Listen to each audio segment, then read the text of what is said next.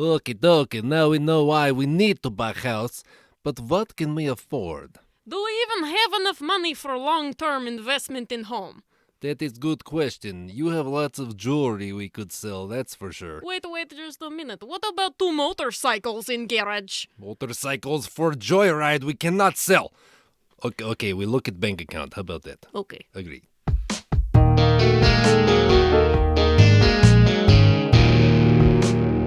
Hey, welcome to episode 2 of First Time Home Buying and Selling.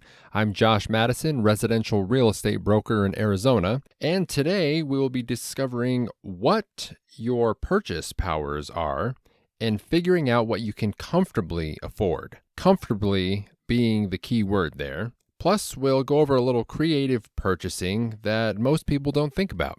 So let's get into it. You know your answer to what's your why from episode 1. So now let's figure out how much you can comfortably afford. In other words, what's your purchase power? How much cash do you have, or how much cash can you come up with? These are answers that you're going to want to find out as it'll play a big role here in the purchase of your new home. If you have a certain amount of cash that you know is in your account and you think you're going to need more, let's look around at some creative ways you can come up with cash. Do you have toys? Do you have boats, off-road vehicles? Do you have anything that you aren't using or possibly won't be using? Do you have an extra car that maybe isn't necessary at the time that if you sold these items, you would be able to free up even more cash? Do you have any investments or saving funds built up? Do you have gold, silver, stocks, cryptocurrency? At the moment, as I record this in November 2020, Bitcoin, cryptocurrency, as most people know, Bitcoin is at 16,000 plus. If you bought that years ago for a couple $100 when it first came out, you have quite an investment that has grown. Look around for options that you have that you could free up cash with and just start having these in mind. You don't have to go free the cash up this second, but just start thinking about different options that you have.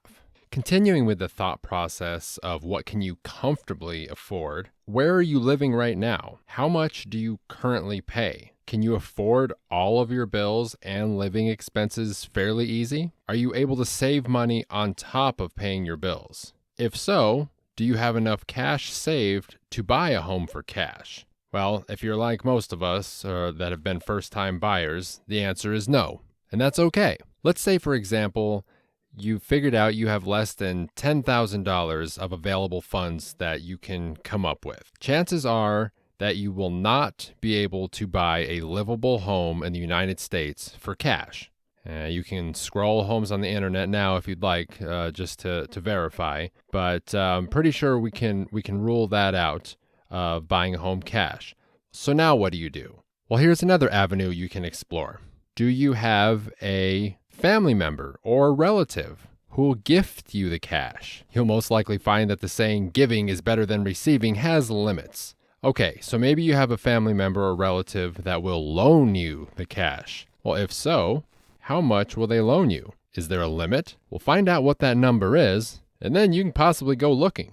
But if it's a loan, then I guess they want to be paid back at some point. Well, when do they want all of their cash back? Do they want monthly payments? If so, how much? And can you afford that? And comfortably pay all your other bills. So if you have an agreement that works on all of those terms, then I guess you're ready to go house hunting once again. If you're like most of us who have been the first-time home buyers, you don't have a family member or relative or friend ready to part with that much cash, just hoping that you'll pay them back, so you'll move on to the next thought process. Okay, so you ruled out having enough cash on your own to be able to buy a house. You ruled out a family member, relative, or friend that will loan you or gift you the cash. There is another avenue that most buyers don't think to explore. It's called seller financing, also called owner finance or owner carryback, depending on where you're at. This is when a person owns the home they are selling, usually free and clear or outright. They are open to, let's say, the example of you giving them your $10,000 as a down payment of the purchase price. So let's make up an example here. Let's say they want to sell their home for $100,000 and they'll take $10,000 of your money as a down payment. So now you owe the remaining $90,000 to them over an agreed period of time that the seller would like to be paid off. So let's say 10 years. They want to be paid off in 10 years. You owe that $90,000. So basically that's $9,000 a year, which breaks down to a monthly payment of $750 a month. And you would be able to buy their home in that situation. Of course, assuming that they aren't charging any interest on the loan. Interest on the loan is something we will go over in a future episode. I believe it's episode 4 that I call Interested in Interest.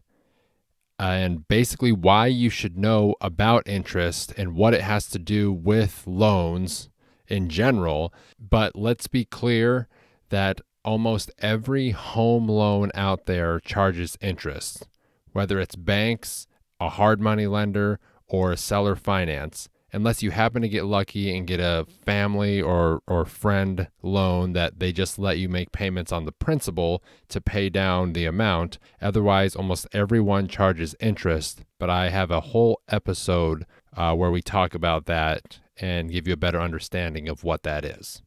But just using the example of the $100,000 purchase price that we gave, if you knew you could afford comfortably $750 a month as a house payment and pay all your other bills, then that would be a possible option for you. This is an example of why it's great to know how much cash you have saved and how much payment that you can comfortably afford along with paying all your bills.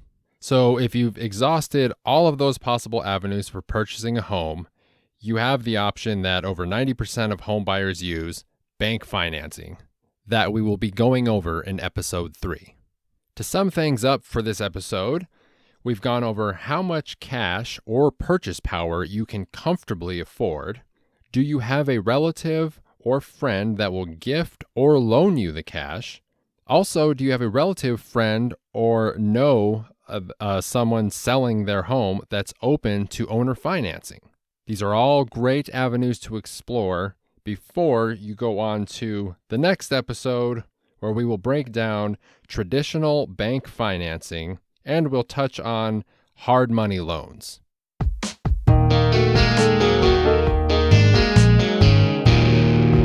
Hey, thanks again for joining me in episode 2. I hope you got some good information out of it. If you have any questions or comments or ideas of anything you'd like me to cover in future episodes, I left my website in the link below, so go ahead and click on that.